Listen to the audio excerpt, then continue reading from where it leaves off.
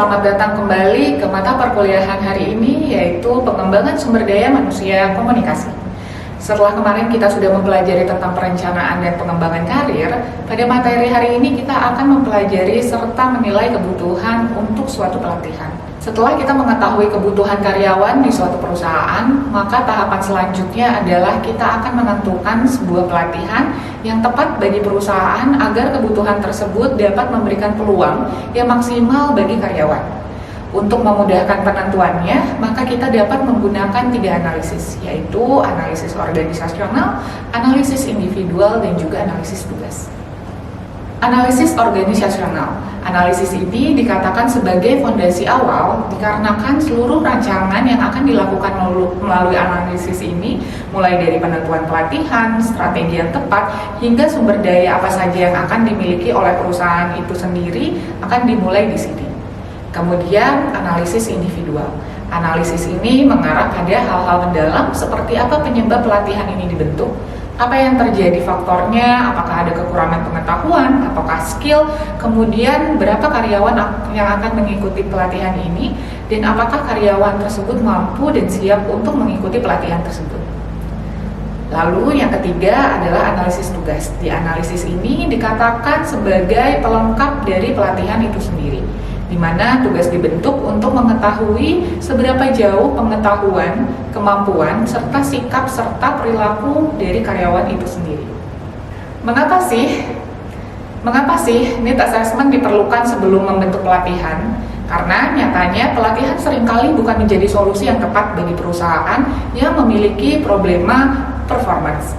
Tanpa adanya analisis, pelatihan akan kehilangan isi, sasaran, metode, dan pelatihan itu sendiri sebenarnya lebih memberikan edukasi kepada karyawan-karyawan yang belum memiliki keterampilan dasar atau meyakini dirinya dalam belajar. Namun, terkadang perusahaan memiliki harapan lebih terhadap pelatihan agar karyawan dapat merubah perilakunya dan memberikan hasil-hasil berbentuk finansial di dalam perusahaan itu sendiri. Secara visual dapat dikatakan bahwa need assessment memiliki tahapan. Pada tahapan awal, kita harus menganalisis terlebih dahulu apa permasalahan yang dialami oleh perusahaan, dilanjuti oleh ketiga analisis yang telah saya jelaskan, beserta dalam konteks apa saja yang ingin diberi pelatihan. Selanjutnya, analisis tersebut akan menghasilkan sebuah outcome atau hasil yang ingin dicapai dari perusahaan itu sendiri. Metode pelatihan memiliki 2 jenis, yaitu metode on the job yang dilakukan secara langsung dan tidak ada medianya, di mana pelatihan ini bisa berupa pelatihan instruksi kerja, rotasi jabatan, magang, ataupun juga coaching. Atau yang kedua adalah metode off the job, di mana pelatihan ini dilakukan secara tidak langsung dan biasanya ada medianya. Contohnya seperti ceramah, presentasi video, vestibular training, role playing, behavioral modeling, kemudian studi kasus, simulasi, dan lain-lain. Pada metode on the job, pelatihan itu ada beberapa macam, yaitu adalah pelatihan instruksi kerja, di mana karyawan akan belajar langsung melalui pekerjaan yang dilakukannya saat ini, melalui instruksi yang nantinya akan diberikan oleh pelatih. Kemudian rotasi jabatan, di mana metode ini akan menukarkan karyawan dari satu jabatan ke jabatan lain. Hal ini berfungsi agar karyawan mendapatkan ilmu yang beragam, sehingga apabila terjadi karyawan yang berhalangan hadir, cuti, ataupun keluar dari perusahaan dapat digantikan oleh karyawan yang lain. Yang ketiga, magang dan coaching. Magang akan melibatkan karyawan untuk belajar dari yang lebih berpengalaman, dan teknik ini dapat dikombinasikan dengan pelatihan kelas di luar jam kerja. Coaching sendiri sebenarnya serupa dengan magang, namun dilakukan oleh supervisor atau manajer langsung untuk memberikan contoh dan bimbingan kepada karyawan yang dilatih. Selanjutnya, metode off the job. Yang pertama, ceramah dan presentasi video, di mana metode ceramah dan presentasi banyak digunakan dikarenakan biaya yang dikeluarkan relatif rendah, namun penyusunan bahan ajarnya dapat dilakukan secara efisien. Yang kedua adalah vestibular training. Metode ini menggunakan tiruan dari situasi pekerjaan yang sesungguhnya, seperti menggunakan tiruan bank, rumah sakit, ataupun lainnya. Selanjutnya, role playing dan behavior modeling. Pada metode ini, karyawan memainkan peran dalam situasi kerja nyata seperti manajer memberi saran kepada bawahan. Sedangkan pada metode behavior modeling sendiri, karyawan akan meniru perilaku kinerja tertentu hingga mereka menguasainya dengan bantuan rekaman video untuk pengamatan dan umpan balik yang sifatnya pribadi.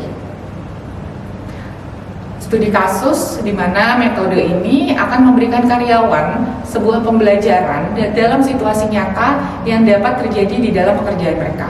Melalui metode ini, karyawan dapat meningkatkan kemampuan problem solving mereka di dalam pekerjaannya.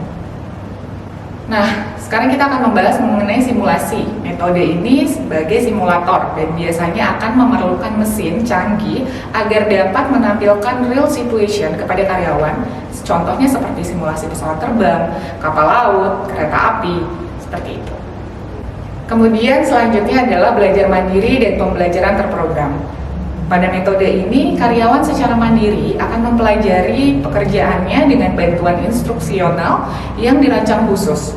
Dengan kecanggihan teknologi saat ini, metode ini dinilai efektif apabila karyawan tersebar secara geografis. Lalu pelatihan laboratorium. Dalam metode ini, para karyawan mampu untuk meningkatkan interpersonalnya dikarenakan para karyawan akan berbagi pengalaman, perasaan, dan persepsinya. Ada action learning, di mana metode ini karyawan akan dibentuk sebuah kelompok kecil dan akan memecahkan permasalahan nyata di perusahaannya, di mana mereka akan dibantu oleh satu fasilitator yang berasal dari konsultan luar ataupun juga bisa dari staf internal perusahaannya. Kemudian ada business game, merupakan metode pelatihan yang memungkinkan peserta untuk mengambil peran sebagai presiden, controller, atau vice president dari sebuah organisasi bayangan yang nantinya akan saling bersaing. Agar pelatihan dapat berjalan secara maksimal, jangan lupakan kondisi serta kehadiran para peserta. Lakukan beberapa evaluasi yang dapat dilakukan seperti beberapa poin di bawah ini, yaitu dengan menanyakan opini dari para peserta, bagaimana perasaan mereka, harapan, serta masukan yang nantinya dapat kita ukur sebagai tingkat kepuasan mereka. Selanjutnya, tingkat pembelajaran. Adakan sebuah tes sebelum dan sesudah mengikuti pelatihan agar dapat mengukur kemampuan peserta sebelum dan sesudah mengikuti pelatihan yang sudah kita lakukan. Lalu kemudian perubahan perilaku. Dapat menggunakan metode-metode seperti umpan balik 360 derajat untuk mengevaluasi kemampuan pelatihan dalam mengubah perilaku peserta di tempat kerja.